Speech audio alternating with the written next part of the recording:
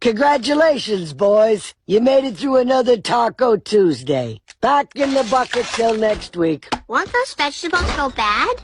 Nope, they're genetically modified to stay fresh. Just don't ask how old the Jell-O is. Ew.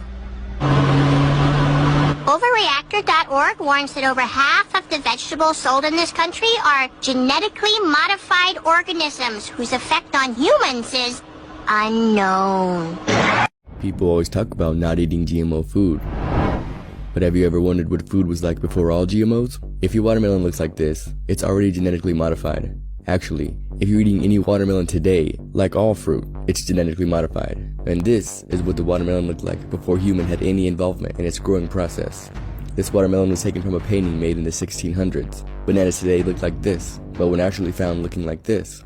Carrots today look like this, and before human genetic help, they look like this. And corn is one of the worst offenders, normally today looking like this, and came from this sorry excuse for a piece of corn. Moral of the story is, if you're eating any fruits, vegetables, or really anything at all today, it's already been genetically modified many, many times before. About to make a salsa. Look at this. Freaking onion see-through, clear. Look at that. Pull it up. Look at that. What the hell? Dude, some fake-ass onion. Look at that. Bro, that's weird. About eating GMO food until you listen to this first. So there are two issues with GMOs for you to be aware about. The first issue is that they're increasing the lectin content. Lectins are basically plant proteins that are used to protect them against predators. The one that I'm sure all of you are familiar with is gluten. So just as an example, in certain GMO food, they may increase the lectin content of, say, something like gluten. And while that is going to be effective for killing the insects, fungus, and mold that try to attack plants, it's also going to be more damaging to the humans that consume them. The second issue is that a lot of times these crops have been bred to resist heavy pesticide use. So not only are you getting a higher dose of lectins, but you're also getting more pesticides and probably glyphosate. For those of you unaware, glyphosate is the active ingredient found in Roundup, which has been linked to non-Hodgkin's lymphoma. Don't even think about eating GMO food until you... GMO label. And as of January 1st, 2022, it is now being enforced. So from now on, we must look for this label, a phone number, or scan a QR code for further information regarding specific products. This causes confusion for consumers. I am not a fan of this new label as it gives loopholes to big suppliers, and it states that most foods containing ingredients from genetically modified crops would not even have to be labeled. This law only mandates the labeling of ingredients from genetically modified crops if they contain detectable genetic material that has been modified through DNA techniques, meaning most highly refined ingredients from GM crops such as high fructose corn syrup, refined soybean oil, and sugar would not even have to be labeled. Shopping for food is already confusing enough, and this label really doesn't help us in any way. It just makes things easier for companies to sneak GMOs into our foods, which are known to cause many health problems. So just be aware of this new label, do your own research, and I hope you find healthier foods. Soon after genetically modified soy was introduced into the UK, soy allergies skyrocketed there by 50%. Now we can't say that it was definitely the genetic modification of the soy, but we do know that soy has an increase in trypsin inhibitor, the most commonly known soy allergen. But we also know that you can transfer allergens into genetically modified foods. In fact, the process of genetically engineering soy disrupted the DNA and caused a damaged section, which could, in theory, create an allergenic protein. Also, the gene which they inserted into the soy rearranged over time without explanation. So it's creating actually a slightly different protein, one that was never tested or predicted or intended to be produced inside the soy, and that might be allergenic or toxic. So there's a lot of reasons why a genetic modified food could create an increase in allergies. In the UK, they took a genetically modified potato and they fed it to rats. And the rats ended up with potentially precancerous cell growth in their digestive tract, smaller brains, livers, and testicles due to retarded development of the organs, partial atrophy of the liver, and a damaged immune system. And it remains the most in-depth animal feeding study ever published on the safety of genetically engineered foods. And it shows that these foods might inherently be unsafe. Dr. Arpad Pustai, before the study was completed, was invited to speak on television. And he expressed his concerns about genetically engineered foods and how the public is being used as guinea pigs in an uncontrolled experiment. When news of his research came out, he was a hero for 2 days at his prestigious institute. But then on a Tuesday evening, 2 phone calls were allegedly placed from the Prime Minister's office, forwarded through the receptionist to the Institute's director. The next morning, Wednesday morning, Arpad Pusztai was fired after 35 years and silenced with threats of a lawsuit. Personally, I've been contacted by telephone and email by a number of scientists who have serious concerns about... I know a thing or two about food science. Now, what they have invented, when I say they, I'm talking about the genetic engineers, not only have they found a way to put these genetically engineered traits into food crops, they've now found a way to cause food crops to grow RNA fragments that can be specifically targeted, like bioweapons, to interfere with the physiological processes of targeted species that might eat the food. Now, this technology is called RNA interference technology. It's relatively new compared to GMOs, relatively new. It's being touted now as a technology to eliminate the use of pesticides, because what they're saying is they can cause a corn crop to grow RNA fragments that will kill the insects that eat the corn without having to use pesticides like toxic chemicals that overload the insect nervous system and kill it from a nervous system breakdown and so on. This RNA interference technology is a pesticide technology, but it doesn't rely on pesticide chemicals. It relies on RNA fragments in the food. Now, what's disturbing about this is that this technology can be fine-tuned to target a specific race of humans who eat the food. I want you to follow me very carefully on this, because most people have never heard of this before. They've never heard of this technology. They don't know it can be targeted by race. Food crops can be engineered right now based on existing technology to cause infertility in black people alone. That technology is a reality. It's widely covered out there in the mainstream media. In the science media, RNA interference technology is widely covered. The government is at war with you. If you're black and you're watching this, the government is at war with you, and they want you to exterminate it, and they control the science funding, which means there will never be money for any genetic science of the food supply to uncover this truth. If it were there, it would be covered up like everything else has been covered up this entire time. Just like the Tuskegee experiments covered things up in the 1930s. Nothing has changed, except the technology is more advanced. The covert technology is more covert. The number of vectors through which they can kill you and cause you to have no children, cause you to have spontaneous abortions, the number of vectors is increasing. You are being targeted. And like I said earlier, to some extent we're all being targeted. But black people are being targeted more than anyone else. They're likely to ban exports of wheat and oats and buckwheat and other grains all the way through June 30th. And that's on top of course, Ukraine banning the exports of all those grains and Hungary banning exports of wheat. Why is this happening? Because these countries know that there's a global shortage and that they have to protect their domestic supply. Now, China was very smart about this strategically. They bought up grain supplies around the world over the last, let's say, 8 months or so. They're sitting on about 18 months of wheat right now. But the United States does not have really a strategic grain supply. We're going to be facing severe shortages and price inflation in the grocery stores, hitting the U.S. in the second half of this year, accelerating from about August all the way through the end of the year. But I think what we're going to see in the United States is that the prices will get so high on not only grains, but then meat and dairy and eggs, because all of those products come from animals that are fed the grains. So most of the grains in the world are actually grown to feed animals, not to feed people. Russia. There were lots of questions that came in regarding GMOs. A lot of people want to know how you balance the opportunity to address food scarcity with the concerns that many have around GMOs. Right, so genetically modified organisms, that's where you create a new seed by using some biological approach that changes the gene. One example is you can put a gene in that prevents the plant from getting disease. And so a disease that's wiping out the crops of poor people and causing tens of thousands to starve, you can get rid of that. The techniques we're using here were actually invented for human medicine. And in the case of human medicine, we don't have a total ban on all drugs that are created this way, nor do we have a total acceptance. What we do is each drug gets created, it's trialed, and then each country has scientists who look at, okay, what are the benefits and what are the risks of that new drug, and they decide. And it's a very sophisticated system that's trying to maximize human welfare. For plants, it's going to be the same.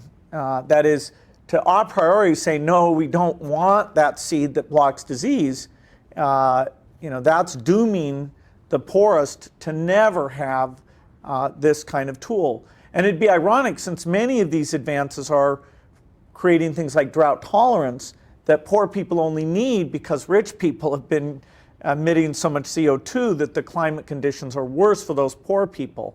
Now, making sure that there's that scientific depth so that they can analyze crop by crop, that's something that the foundation is helping to invest in, but each country will have its own decision. A juicy, sizzling steak made by computer. While obtaining regular meat is a process that's been taking place for millennia, cow, butcher, beef, Redefined Meat, a meat alternative startup out of Israel, makes their product using a highly technical process. The mix of soy and pea protein, chickpeas, beetroot, nutritional yeast, and coconut fat is formed into steak-like shapes using a 3D printer. Our goal is to become the largest meat company in the world just by harnessing technology instead of animals. Meat substitutes are not new, but unlike the soy-based crumbles that mimic ground beef, Redefined Meat's product is designed to act, taste, and cut like flank steak. This is the holy grail of alternative meat. But the most important part, how does it taste? This diner was happy. The texture feels right. Even the smell smells like the real thing. Really authentic for me. It's revolutionary. This is Inside Edition Digital. All your listeners, that we don't have a food shortage problem. We have a leadership problem. We have plenty of food. It's being plowed under. You're euthanizing cattle and pigs. They're out there making sure that they're pouring thousands of gallons of milk under the ground. It's not a food shortage, it's a lack of leadership. And the leadership goes across the board. One of the reasons why those processing plants aren't open is because they're not safe for people. So talk about food shortages. And it's going to be real. The price of these sanctions is not just imposed upon Russia. It's imposed upon an awful lot of countries as well, including European countries and our country as well. And because both Russia and Ukraine have been the breadbasket of Europe in terms of wheat, for example. Tonight, there are a lot of things going on around the world at the moment, but we thought we would begin tonight with a report from your own country, just to give you something a little different from what you've been watching every moment of every day for the past 3 weeks. On your screen are pictures from Brooklyn, New York. These are people waiting in line at a food bank. The queue stretches for blocks. It's what we used to call a bread line. Most of these people are not homeless or not addicted to drugs. Some of them have jobs. They just can't afford enough food. Very few living Americans have ever seen anything like this. It's been nearly 100 years since the United States experienced widespread food shortages. That's long enough that most of us have forgotten what it means.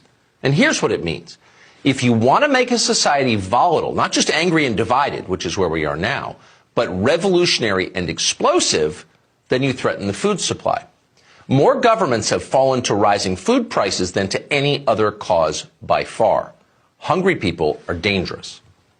The Biden administration doesn't seem to notice this is happening or acknowledge it. Like all neoliberals, they treat unchanging truths about anything as heresy. They censor them and shut them down. They live in an entirely ideological world that they created. They believe reality conforms to their theories, not the other way around. And why wouldn't they think that? If you can change your sex just by wishing it so, you can probably eliminate inflation simply by pretending it doesn't exist. When you're God, there are no limits. The problem is they're not God.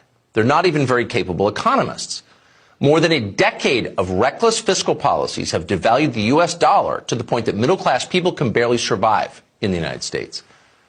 Now, the suffering of regular Americans doesn't have the thrilling imminence of, say, war footage from Ukraine, but it's real and it matters. And here's what it looks like in number terms. This year, according to a new estimate, rising inflation will cost the average American family $3,500 in extra post-tax income. Now, that might be bearable if you make $250,000 a year, though you would notice it. But if you make $35,000 a year, that's a disaster. You will radically change the way you live. Your standard of living will plummet. And that's exactly what millions of Americans are facing right now. It's not a talking point, it's real. Americans for Tax Reform found that between November of 2020 and November of 2021, quote, the bottom 20% of earners spent $309 more on food, $761 more on energy, $476 more on shelter, $390 more on other commodities, and $224 more on other services. And those are the numbers from November. They've risen dramatically since then, and they're continuing to rise. Nationally, meat, poultry, fish, eggs up 13%. In San Francisco, a dozen eggs is almost $5. Orange juice in Miami is over. Since tonight, there are a lot of. As it turns out, Bill Gates is heavily invested in alternative fertilizers and is also a chief stockholder of the Canadian National Railway, who claims to be helping the fertilizer market grow. Perhaps Bill Gates and Monsanto will volunteer to save everyone with their new gene-edited bacteria fertilizer. And maybe it will backfire like it did in Africa, when after 15 years of trying to help, all Gates and Monsanto accomplished was increasing starvation by 31%. But that's okay, because it's Monsanto Bear to the rescue with their big pharma food factories, with brand new mRNA vaccine lettuce. And as if this wasn't bad enough, the stated goal of this new franken-food industry is to make all food traceable, and that means coating it all in nanotech. Who controls the food supply controls the people. Who controls the energy can control whole continents. Who controls money can control the world. Reporting for InfoWars, this is Greg Reese. We'll have to prepare for the next one. That, I'd say is will get attention this time. What the fuck is funny? You can't tell me that's a woman, first of all, but that's not even important. What's funny? He talking about we need to prepare for the second wave. What's the second wave? Look at this. Just look up avian flu. It's everywhere. Daily avian flu since egg prices on. And I just was talking to y'all about how the food prices is rising. Who owns the most farmland in the United States? Bill Gates. Who got 3D printed meat? Who trying to block the sun with stop growth of fresh plants, vegetables? What plants, vegetables, the animals, they all feed off the sun. Who's trying to block the sun? Bill Gates. Percent of the world's calories come from wheat. About a third of that wheat comes from Russia, Ukraine. Russia has banned export of wheat. The wheat spring planting season is like now, this week. And there's not a lot of planting going on. So not only is the current wheat supply in Russia, Ukraine blocked up and cannot make its way to countries in Africa and elsewhere, but the future planting season is now significantly at risk. And again, that's 15% of global calories. And just to take a step back, the whole planet Earth operates on a 90-day food supply. Once we stop making food, humans run out of food in 90 days. And that's not just linearly across all nations. What happens is the most vulnerable nations lose their food supply first, and the richer nations buy that food supply to secure their population calories. And so you very quickly see a bifurcation happen where suddenly famine is a real risk. And we already have about 800 million people on Earth that are subsisting on below 1,200 calories a day. So this very quickly tips the bucket in a significant way in a number of countries that's going to be really awful. And that's just on the wheat supply and wheat planting problem. You ready? Let's go. Yeah.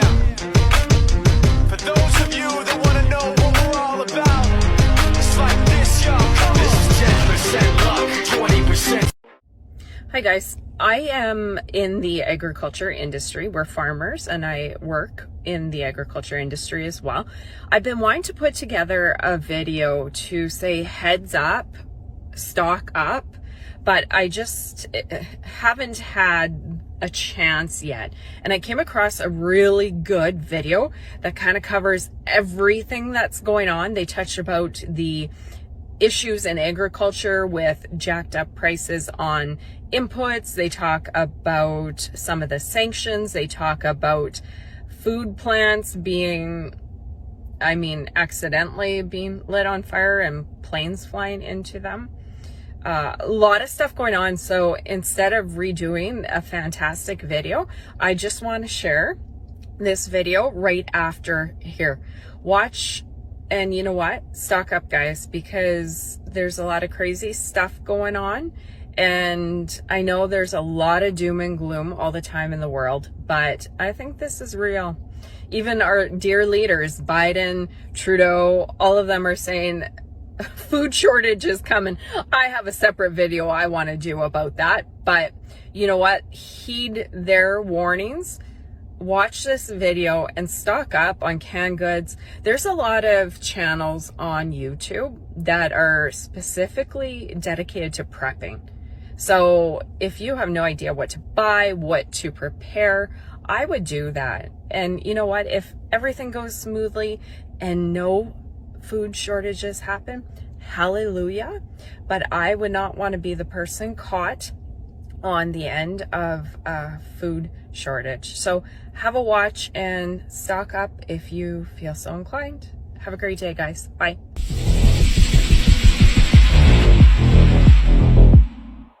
The term bread and circuses comes from an ancient Roman poet describing how the people are governed, not by excellence in public service, but by food and distractions, like a herd of livestock. Today's circuses can be found on Twitter, a reflection of the human herd's short attention span. Meaningless distractions to keep everyone calm while their food supply is being destroyed. While fools joke about Biden doing a horrible job, his administration is doing such an efficient job of destroying America that anyone running in 2024, if there is an election, will have to run on the Build Back Better platform. Starvation has been used as a weapon of mass destruction for years.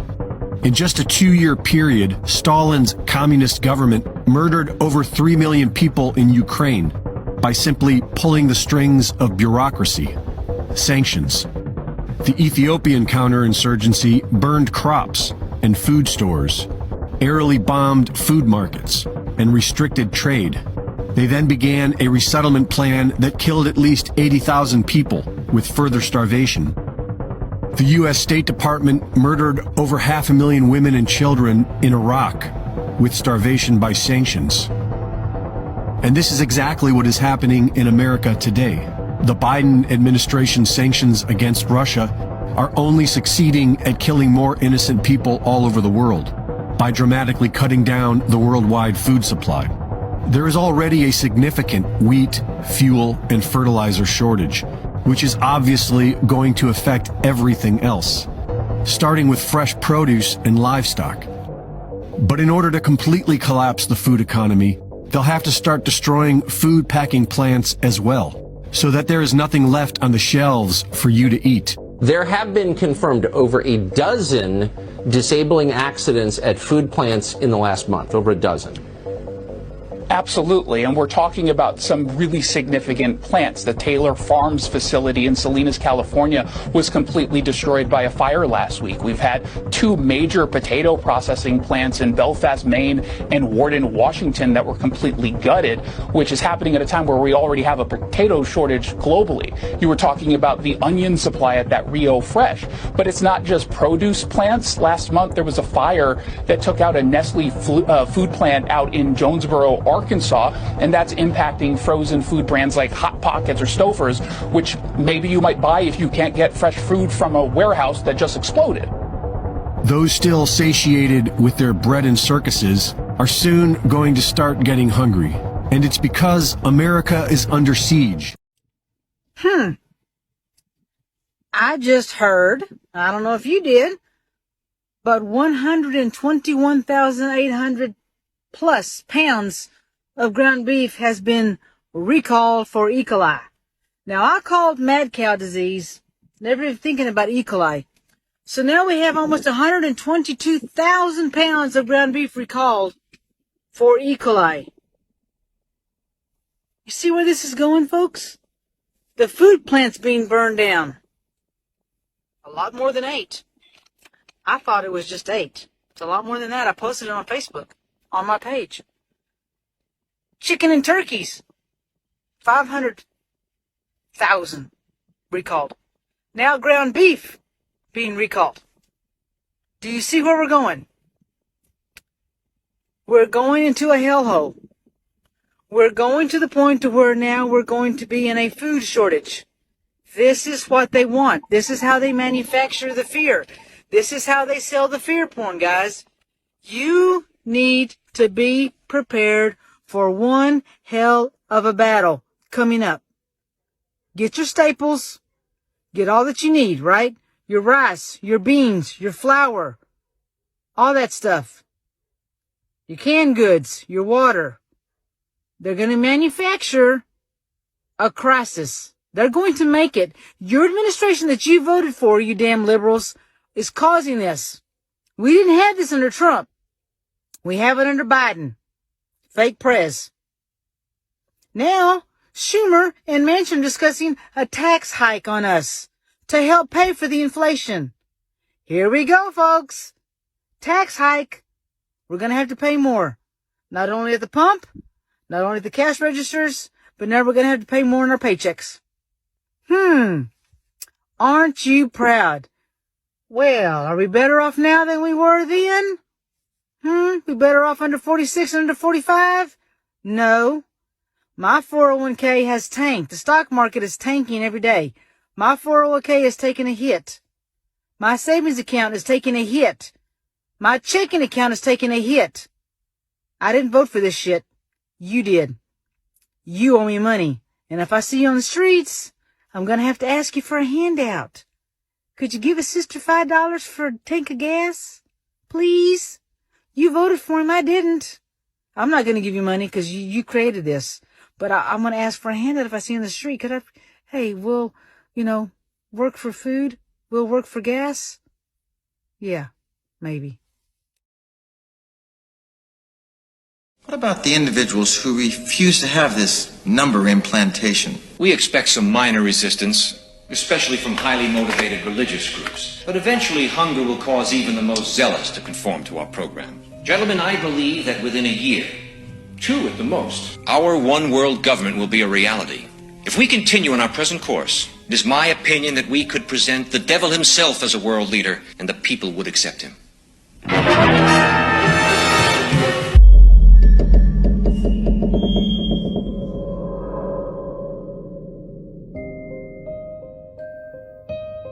The clip I just showed you was from the 1981 film entitled Early Warning.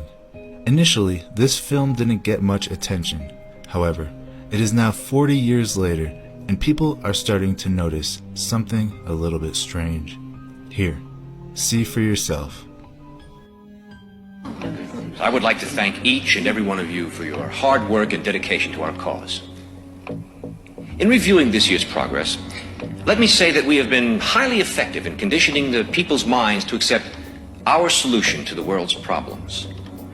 The energy crisis here in the United States was exceptionally successful worldwide, and we expect similar success with our upcoming food shortage. Our labor leaders have made great progress by causing confusion and work stoppages in all areas of the world.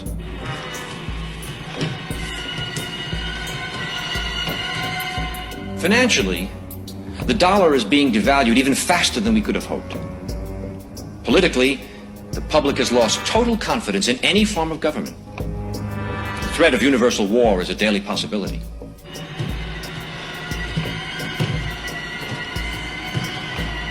As you know, we ourselves do not need to hold any visible office of leadership.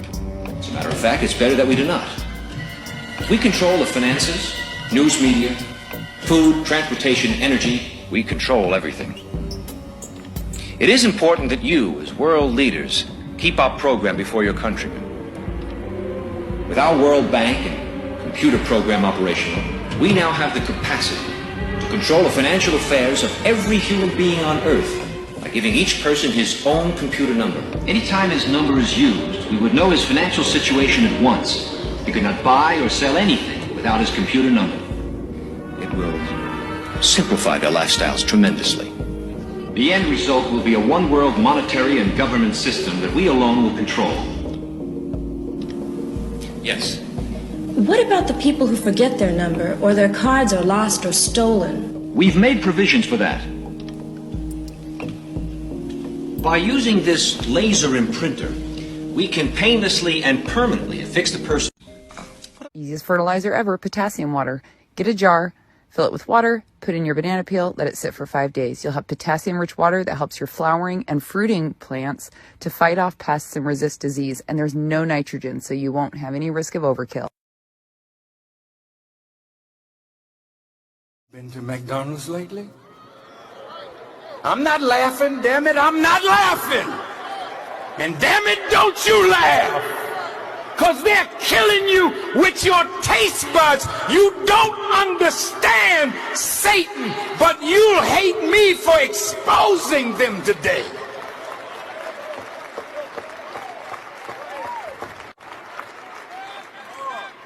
There's a slime in the burger. It's got silicone. They've practiced how to deceive your taste buds and your nose.